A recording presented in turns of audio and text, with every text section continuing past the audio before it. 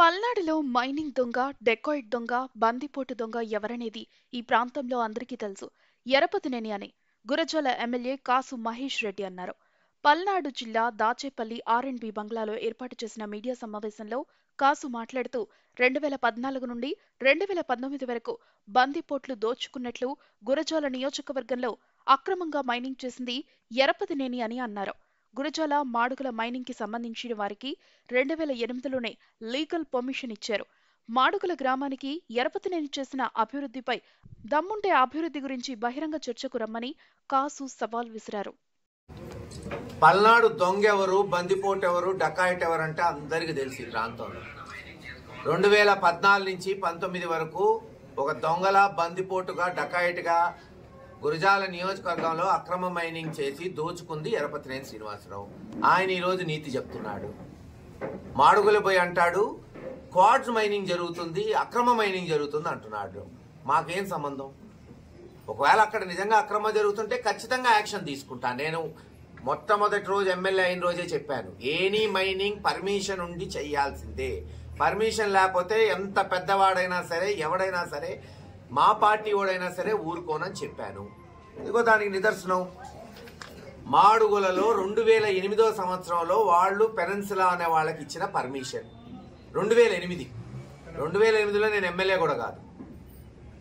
అది పర్మిషన్ ఉందా లేదా ఇంకిత జ్ఞానం బుర్ర కూడా లేదు. కనుక్కోవాలి కదా, పర్మిషన్ ఉందా లేదా. ఇల్లీగల్ ఎవడో తోక కోనకిష్టం గొట్టంగా రోడ్డు చెప్తే పరిగెత్తుకుంటే వెళ్ళటమే. అంతే ఉంది. తెలివి ఏం చేస్తాం మనం? వాళ్ళకి పర్మిషన్ ఉంది. రాయల్టీ కడుతున్నారా లేదా ఏడీ ఆఫీస్ కనుక్కోండి. కట్టకపోతే ఖచ్చితంగా ఫైన్ వేయిస్తాను, కక్కిస్తాను. ఊరికి అబద్ధాలు చెప్తే ఎవడు నమ్మడు. 5 సంవత్సరాలు 14 నుంచి 19 వరకు కనీసం ఒక అభివృద్ధి చేయకుండా ఒక హాస్పిటల్ కట్టలా, ఒక ఇళ్లు కట్టలా, ఒక ఊరికి నీళ్లు ఇవ్వలా, ఒక కాలేజీ కట్టలా. గురజాల్లో చేసింది ఏంది? 3-4 వేల కోట్ల ఇల్లీగల్ మైనింగ్ దోచుకున్నాడు. వాళ్ళ ప్రభుత్వమే కదా జీవో ఇచ్చింది. ఇల్లీగల్ మైనింగ్ జరిగింది, సిబిసిఐడి ఎంక్వైరీ చేసింది, మళ్ళీ సిబిఐ ఎంక్వైరీకి పోయింది. ఆయన చెప్తున్నాడు నీతులు. ఇంకా ఏది పడితే అది అబద్ధాలు, నోటికి ఏది వస్తే అది. ధైర్యం ఉంటే మాడుగుల గ్రామం గురించి బహిరంగ చర్చ పెట్టు. నేను వస్తాను కదా, గతంలో కూడా చెప్పా. ఏదో టీవీ ఉందని అబద్ధాలు చెప్పటం. ఆయనంట మాడుగులలో పబ్లిక్ హెల్త్ సెంటర్ ఆయన కట్టాడంట. 1980 శతకంలో వచ్చింది మాడుగులలో పబ్లిక్ హెల్త్ సెంటర్ శాంక్షన్. ఆయనంట చేయించాడు, నాకు అర్థం కాదు. మాడుగుల్లో మళ్ళీ ఏం స్కూల్ అది? ఏది? Social welfare.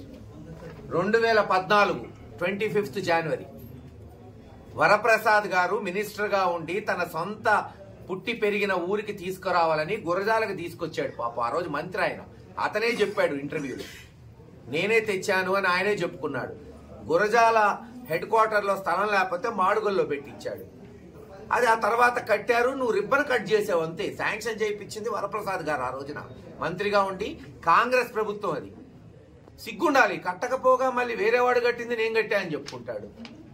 తాగునీటి పథకం 2012లో 2009లోనో 10లోనో శాంక్షన్ అయితే మాడుగులకు తాగునీటి పథకం వచ్చింది. ఈయన చేయించానని చెప్తున్నాడు. ఒక్కటన్నా చేయించింది చూపెట్టవా అంటే ఎదుటోడు చేయించింది కూడా ఆయన ఖాతాలో వేసుకుంటున్నాడు. రోడ్లంటే మొత్తం ఆయన వేసేసాడంట ఊర్లో రోడ్లన్నీ.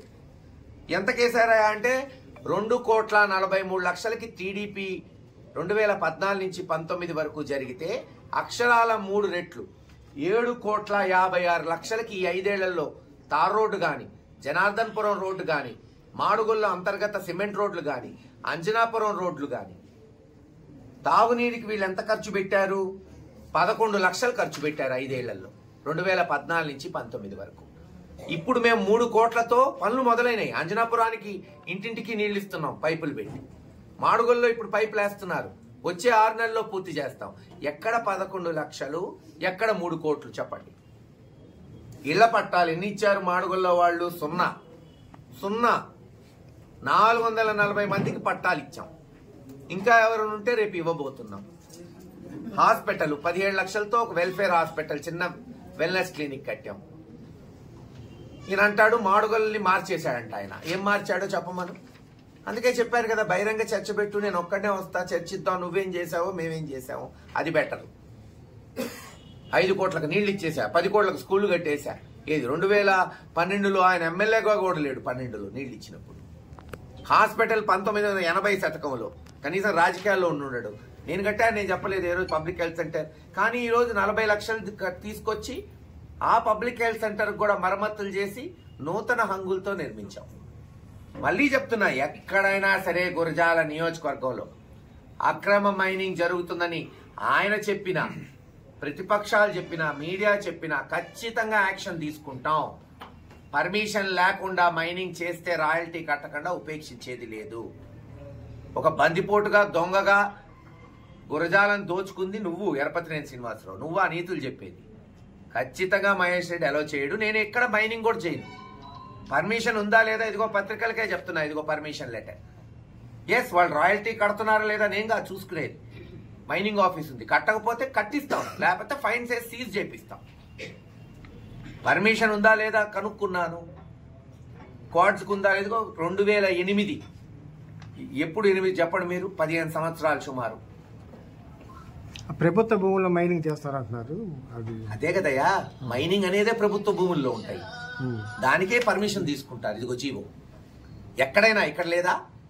రాష్ట్రం కాదు, దేశం మొత్తం ఇప్పుడు సిమెంట్ ఫ్యాక్టరీలన్నీ మైనింగ్ చేస్తున్నాయి. ప్రభుత్వ భూములు కాబట్టి ఎక్కడ చేస్తారు? దానికి రాయల్టీ కట్టి లైసెన్స్ తీసుకొని చేస్తే అది చట్టబద్ధత. సిమెంట్ ఫ్యాక్టరీలు అంతా మైనింగ్ చేస్తున్నారు, ఎక్కడ చేస్తారు చెప్పండి? ప్రభుత్వ భూములే కదా. ప్రభుత్వ భూముల్లో లైసెన్స్ తీసుకొని రాయల్టీ కట్టి చేస్తారు. కడుతున్నాడా లేదా అది చూసుకోవాలా.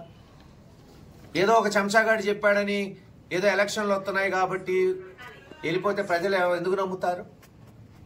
క్రెడిబిలిటీ ఉంటే నికార్సోడైతే నమ్ముతాడు.